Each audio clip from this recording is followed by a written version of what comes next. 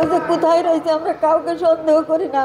ও আল্লাহ ছাড়া আর পৃথিবীর কেউ জানে না কোথায় আছে, যে আটকা থাকুক মৃত্যু হোক একমাত্র আল্লাহ জানে। আমি সেই নামাজ পড়ে আল্লাহর কাছে সাহায্য চাই যে আল্লাহ তুমি যেখানে থাকে সেখানে হিফাজত তাকে রাখো।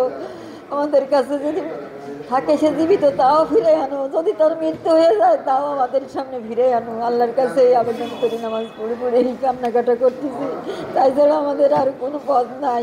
আমাদের সাথে ফজলুল ভাই শুরু থেকেই আমাদের সাথে ছিল, বিভিন্ন অ্যাক্টিভিটিসে অংশগ্রহণ করছেন।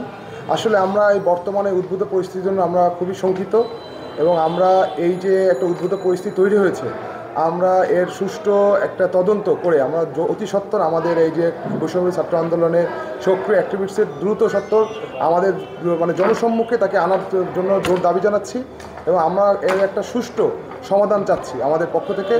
এবং আমরা চাই এই যে একটা অনাকাঙ্ক্ষিত ঘটনা, উদ্ভূত পরিস্থিতি, এর কারণে আমরা বৈষম্য ছাত্র আন্দোলনের সকল ছাত্র ছাত্রী প্রতিনিধি সবাই শঙ্কিত, এবং আমরা খুব এই কারণে আমাদের কার্যক্রমে ব্যাহত হতে পারে এরকম একটা আশঙ্কা বোধ করছি।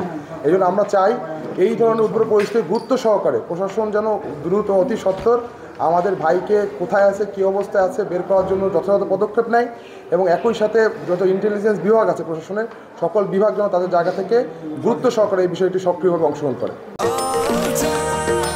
নিশ্চিন্তে খান স্বাস্থ্যকর অল টাইম পান, অল টাইম হেলদি লাইফ।